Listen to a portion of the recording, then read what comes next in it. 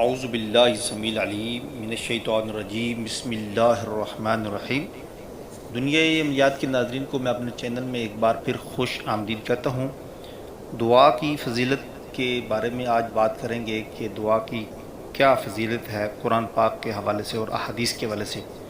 ارشاد باری تعالیٰ ہے وَإِذَا سَأَلَكَ عِبَادِي عَنِّي فَإِنِّي قَرِيبٌ أُجِيبُ دَعْوَةَ الدَّاعِ إِذَا دَعَانِ فَلْيَسْتَجِيبُوا لِي۔ اور جب میرے بندے آپ سے میرے بارے میں پوچھیں تو آپ صلی اللہ علیہ وسلم بتا دیجئے کہ میں قریب ہوں، پکارنے والے کی پکار کا جواب دیتا ہوں جب وہ مجھے پکارتا ہے، انہیں چاہیے کہ میرا حکم مانیں۔ اللہ کریم ارشاد فرماتے ہیں ادعوا ربکم تضرعا وخفیہ انہ لا یحب المعتدین، اور اپنے رب کو گڑ گڑاتے ہوئے اور خاموشی سے پکارو، بے شک وہ حد سے بڑھنے والوں کو پسند نہیں کرتا۔ اللہ تعالیٰ فرماتا ہے قرآن پاک میں، اور تمہارے رب نے فرمایا مجھے پکارو میں تمہاری دعا کو قبول کروں گا، بے شک وہ لوگ جو میری عبادت سے تکبر کرتے ہیں عن قریب وہ ذلیل ہو کر جہنم میں داخل ہوں گے۔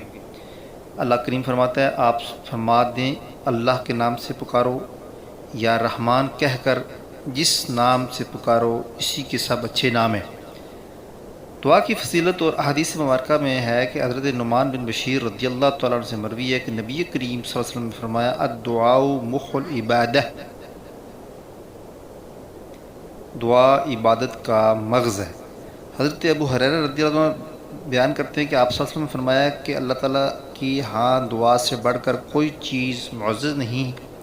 آپ صلی اللہ علیہ وسلم نے فرمایا بندے کی دعا سے 3 چیزوں میں سے ایک خطا نہیں کرتی، یعنی ضرور ملتی ہے، یا کوئی گناہ بخش دیا جاتا ہے، یا کوئی بلائی سے فوراً دی جاتی ہے، یا اس کے لیے کوئی بلائی جمع کر دی جاتی ہے۔ حضرت ابو ذر رضی اللہ عنہ فرماتے ہیں کہ نیکی کرنے کے ساتھ دعا اسی قدر کافی ہے جس قدر کھانے کے ساتھ نمک کی مقدار۔ آپ صلی اللہ علیہ وسلم فرمایا اللہ تعالیٰ سے اس کے فضل کا سوال کرو، بے شک اللہ تعالیٰ پسند فرماتا ہے کہ اس سے سوال کیا جائے، اور بہترین عبادت کشادگی کا انتظار کرنا ہے۔ اس کے دعا کے کچھ چند آداب ہیں۔ دعا کے لیے اچھے اوقات کا خیال رکھنا چاہیے، جیسا کہ سال میں عرفہ کا دن یعنی 9 ذی الحج کا، مہینوں میں سے ماہ رمضان المبارک کا، اور دنوں میں سے جمعۃ المبارک کا دن، اور رات کی ساعتوں میں سحری کا وقت۔ ارشاد باری تعالیٰ ہے اور وہ لوگ سحری کے وقت بخشش مانگتے ہیں۔ آپ صلی اللہ علیہ وسلم نے ارشاد فرمایا اللہ تعالیٰ ہر رات دنیا کے آسمان پر نزول فرماتا ہے جب رات کی آخری تہرائی جاتی ہے، اور ارشاد فرماتا ہے کون مجھے پکارتا ہے کہ میں اس کی پکار کو قبول کروں، کون مجھ سے مانگتا ہے کہ میں اسے عطا کروں، اور کون مجھ سے بخشش چاہتا ہے کہ اسے میں بخش دوں۔ مذکور ہے کہ یعقوب علیہ السلام نے فرمایا تھا سوف استغفر لکم ربی، میں عن قریب اپنے رب سے تمہارے لیے بخشش مانگوں گا۔ تو ان کا مقصد سحری کے وقت دعا مانگنا تھا۔ مذکور ہے کہ آپ سحری کے وقت کھڑے ہو کر دعا مانگنے لگے، آپ کی اولاد کے آپ کے پیچھے آمین کہتی تھی، اللہ تعالیٰ نے وہی بھیجی، میں نے انہیں بخش دیا اور نبی بنایا۔ اس کا آداب کے متعلق ایک ادب یہ بھی ہے کہ ابو ہریرہ رضی اللہ تعالیٰ عنہ فرماتے ہیں کہ اللہ کی راہ میں مسلمان فوجیں دشمن سے جب لڑتی ہیں، جب بارش برستی ہے، فرض نمازوں کی تکبیر کے وقت آسمانوں کے دروازے کھل جاتے ہیں، ان نقات میں دعا مانگنے کو غنیمت سمجھو۔ حضرت مجاہد رحمۃ اللہ علیہ فرماتے ہیں بے شک نماز کو اچھے وقتوں میں مقرر کیا گیا ہے، تو میں نماز کے بعد دعا مانگنی چاہیے۔ آپ صلی اللہ علیہ وسلم نے فرمایا اذان اور اقامت کے درمیان مانگی جانے والی دعا رد نہیں ہوتی، اور آپ صلی اللہ علیہ وسلم نے یہ بھی فرمایا کہ روزہ دار کی دعا رد نہیں ہوتی۔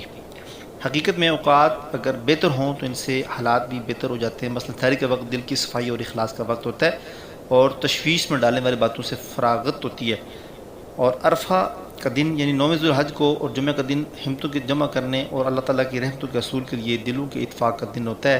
اوقات کے بہتر ہونے کی ایک وجہ یہ بھی ہے کہ اس سے حالات بہتر ہو جاتے ہیں، اس کے علاوہ جو اور اسرار ہیں انسان کو ان سے آگاہی ہوتی ہے۔ اللہ کریم نے فرمایا سجدے کی حالت میں بندہ اپنے رب کے زیادہ قریب ہوتا ہے، لہذا اس میں کثرت سے دعا مانگو۔ آپ صلی اللہ علیہ وسلم کی ارشاد پاک ہے کہ سجدے کی حالت میں بندہ اپنے رب کے زیادہ قریب ہوتا ہے، لہذا اس میں کثرت سے دعا مانگو۔ حضرت ابن عباس رضی اللہ تعالیٰ عنہ سے مروی ہے کہ آپ صلی اللہ علیہ وسلم نے فرمایا رکوع اور سجدے کی حالت میں قرآن پاک پڑھنے سے منع کیا گیا، چنانچہ رکوع میں اللہ تعالیٰ کی تعظیم کیا کرو اور سجدے کی حالت میں دعا کے لیے خوب کوششیں کرو، یہ حالت اس لائق ہے کہ تمہاری دعا قبول کی جائے گی۔ اس دعا کے ادب کے حوالے سے یہ ہے کہ دعا مانگنے کا تیسرا ادب یہ ہے کہ دعا قبلہ رخ ہو کر مانگی جائے اور ہاتھ اس قدر اٹھائے جائیں کہ بغلوں کی سفیدی دکھائی دینے لگے۔ حضرت جابر بن عبداللہ رضی اللہ عنہ فرماتے ہیں کہ آپ صلی اللہ علیہ وسلم نے عرفات میں وقوف یعنی وقوف کی جگہ تشریف لائے اور قبلہ رخ ہو کر دعا مانگتے رہے یہاں تک کہ سورج غروب ہو گیا۔ حضرت سلیمان رضی اللہ عنہ سے مروی ہے کہ آپ صلی اللہ علیہ وسلم نے ارشاد فرمایا بے شک تمہارا رب حیا و کریم ہے، وہ اپنے بندوں سے حیا فرماتا ہے جب وہ اپنے ہاتھوں کو اس کی برگاہ میں اٹھاتے ہیں کہ وہ انہیں خالی نہیں لوٹاتا۔ حضرت انس رضی اللہ عنہ سے روایت ہے کہ آپ صلی اللہ علیہ وسلم دعا میں اپنے ہاتھ اتنے اٹھاتے کہ آپ صلی اللہ علیہ وسلم کی بغلوں کی سفیدی دکھائی دیتی اور دعا میں اپنے دونوں انگلیوں سے اشارہ نہ کرتے۔ حضرت ابو درداء فرماتے ہیں ان ہاتھوں کو دعا کے لیے اٹھاؤ اس سے پہلے کہ انہیں زنجیروں میں جکڑ دیا جائے۔ دعا کے آخر میں ہاتھوں کو منہ پر پھیرنا چاہیے۔ حضرت عمر فاروق رضی اللہ عنہ فرماتے ہیں کہ آپ صلی اللہ علیہ وسلم کا یہ معمول تھا کہ جب دعا کے لیے ہاتھ اٹھاتے تو جب تک چہرے پر نہ پھیر لیتے واپس نہیں لاتے تھے۔ حضرت ابن عباس رضی اللہ عنہ فرماتے ہیں کہ رسول کریم صلی اللہ علیہ وسلم کا مبارک طریقہ تھا کہ جب دعا مانگتے تو ہتھیلیاں ملا دیتے اور ان کے اندر والے حصے کو اپنے چہرے کی طرف رکھتے تھے۔ دعا کے لیے ہاتھ اٹھانے کا یہ طریقہ ہے۔ دعا میں آسمان کی طرف نہیں دیکھنا چاہیے۔ آپ صلی اللہ علیہ وسلم نے فرمایا دعا کے وقت لوگوں کو آسمان کی طرف نگاہ اٹھانے سے باز رہنا چاہیے ورنہ ان کی آنکھیں اچک لی جائیں گی۔ دعا کے حوالے سے چوتھا ادب یہ ہے کہ دعا مانگتے وقت آواز پست ہو، نہ تو بلند ہو نہ بالکل خاموشی ہو۔ ایک روایت میں ہے کہ حضرت ابو موسیٰ اشعری رحمۃ اللہ علیہ فرماتے ہیں کہ آپ صلی اللہ علیہ وسلم کے ہمراہ مدینہ طیبہ میں آئے۔ جب ہم مدینہ طیبہ کے قریب پہنچے تو آپ نے اللہ اکبر کہا اور لوگوں نے بھی اللہ اکبر کہا لیکن ان کی آواز بلند تھی۔ آپ صلی اللہ علیہ وسلم نے ارشاد فرمایا لوگوں جسے تم پکار رہے ہو وہ بہرا اور غائب نہیں ہے، جسے تم پکار رہے ہو وہ تمہارے اور تمہاری سواریوں کے گردنوں کے درمیان ہے۔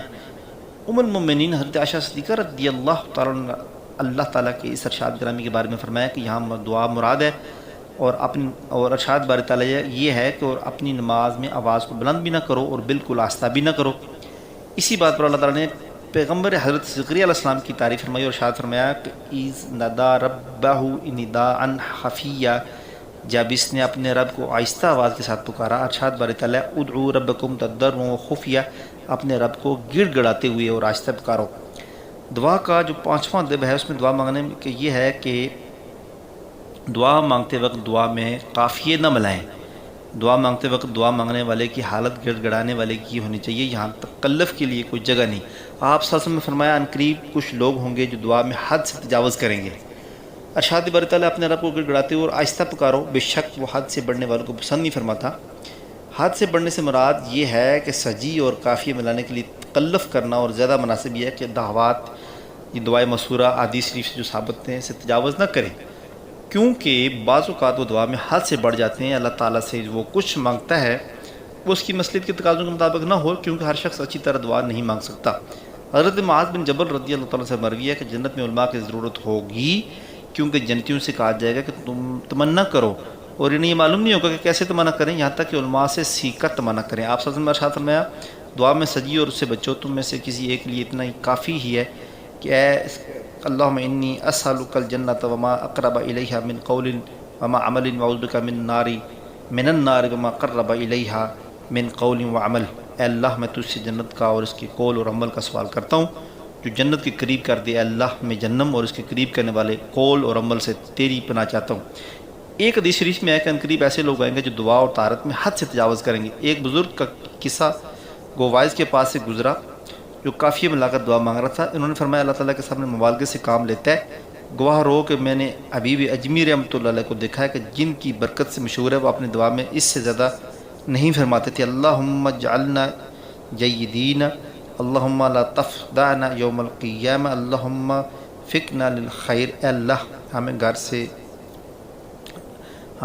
سے لوگ بنا دے، اے اللہ قیامت کے دن ہمیں رسوا نہ کرنا، اے اللہ ہمیں بھلائی کی توفیق عطا فرما اور ہمیں اچھے لوگوں میں شمار کر۔ لوگ ہر طرف سے آپ کے پیچھے دعا مانگتے تھے۔ بعض بزرگوں نے فرمایا ذلت اور محتاجی کی زبان سے دعا مانگو، فصاحت اور زبان کی تیزی کے سوا دعا نہ مانگو۔